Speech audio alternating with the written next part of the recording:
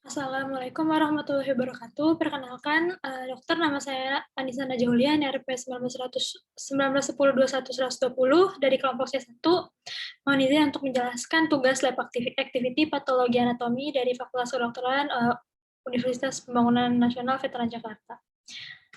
Di sini saya akan menjelaskan kasus 5, di mana kasus 5 sendiri ini ada seorang anak laki-laki berusia 2 tahun dibawa ke poliklinik rumah sakit dengan keluhan buang air kecil berwarna kemerahan yang disertai demam, pusing, dan mual sejak beberapa hari terakhir.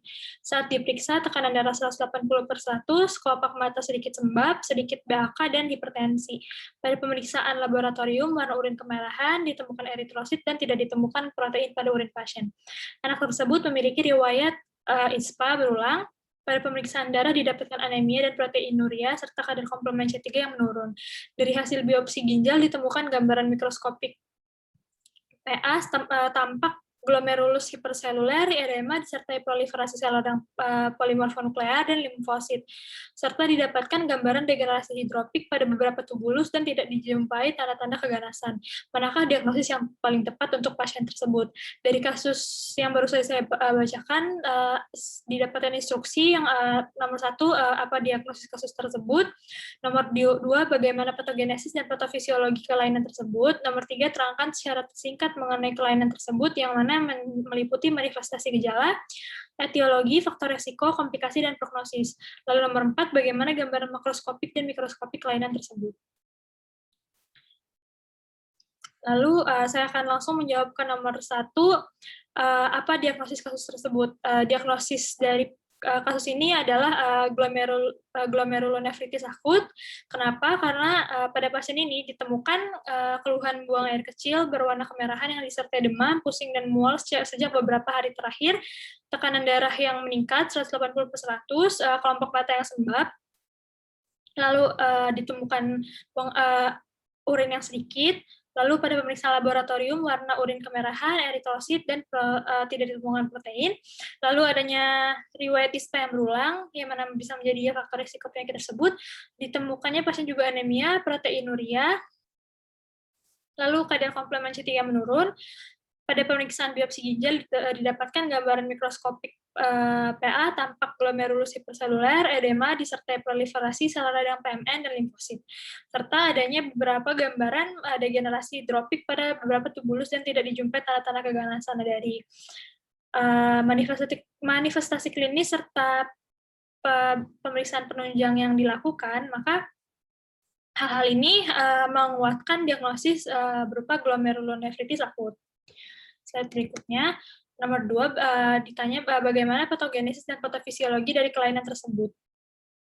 Untuk glomerulonefritis akut ini sendiri, sejumlah besar data klinis menyatakan kalau glomerulonefritis ini dihasilkan dari mekanisme yang berhubungan dengan reaksi imun, di mana mekanisme patogenetik glomerulonefritis ini melibatkan respon imun humoral dan seluler. Serta sifat respon imun yang mengarah ke glomerulonefritis ini sangat dipengaruhi oleh fenotip imunogenik.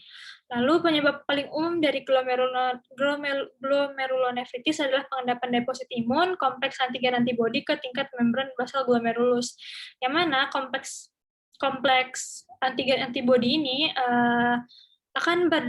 depositnya ini akan diikuti oleh respon inflamasi dengan aktivasi kaskade faktor komplement.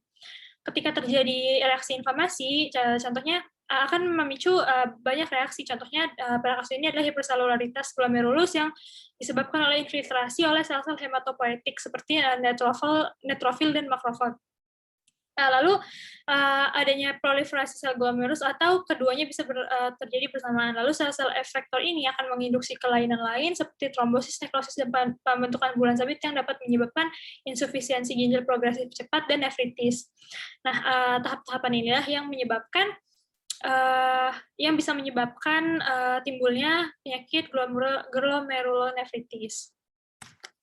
Lalu nomor 3 pertanyaannya adalah terangkan secara singkat mengenai kelainan tersebut. Dari definisi dan etiologinya, untuk glomerulonefritis akut ini adalah proses histopatologi berupa proliferasi dan inflamasi sel glomeruli akibat proses imunologik, Untuk etiologinya sendiri ini terbagi dua, infeksius dan non-infeksius. Untuk infeksius sendiri ini bisa disebabkan oleh bakteri, virus, parasit, atau fungi. Yang paling sering ini disebabkan oleh infeksi Streptococcus species. Lalu seperti pada kasus yang mana pasien ini sempat mengalami ISPA berulang, nah hal ini bisa menjadi faktor resiko terjadinya glomerulonefritis pada si pasien. Lalu untuk non-infeksius adanya manifestasi dari penyakit ginjal primer, penyakit sistemik, dan penyakit lain. Jadi untuk GNA ini sendiri merupakan manifestasi sekunder. Untuk epidemiologi dan faktor risiko, insiden glomerulonefritis primer di seluruh dunia ini memiliki rentang antara 0,2 sampai 2,5 per 100.000 penduduk per tahun. Glomerulonefritis tipe IgA nefropati merupakan tipe yang paling sering ditemukan pada pasien dewasa, sebanyak 2,5 per 100.000 penduduk per tahun. Pada anak-anak, glomerulonefritis tipe minimal change disease memiliki insiden tertinggi, yaitu 2 per 100.000 penduduk per tahun. Untuk faktor resikonya sendiri, bisa dari penggunaan non-steroid anti-inflamasi yang berlebihan, seperti ibuprofen, amyloidosis, penumpukan zat amyloid pada jaringan tubuh, atau adanya focal segmental glomerulosclerosis, atau luka pada jaringan ginjal. Untuk manifestasi klinisnya sendiri itu bisa ditemukan adanya edema, hematuria, hipertensi, oligouria, proteinuria, dan malaise pada pasien.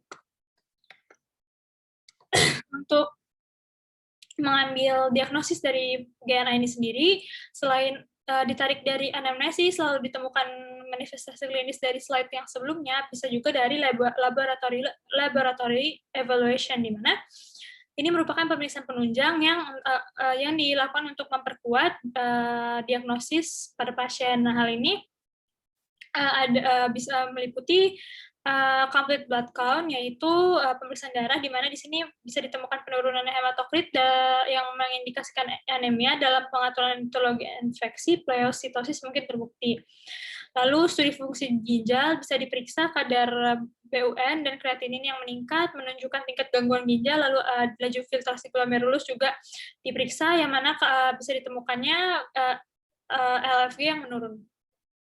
Lalu elektrolit, kadar kalium dapat meningkat pada pasien dengan gangguan fungsi ginjal yang signifikan, dan ESR biasanya meningkat. Lalu dilakukan juga urinalisis, ditemukan urin berwarna gelap, berat jenis lebih dari 1020, ditemukan sel darah merah dan RBC Cas, lalu ditemukan proteinuria, lalu ekspresi protein urin 24 jam, dan clearance kreatinin dapat membantu untuk mendokumentasikan derajat disfungsi ginjal dan proteinuria.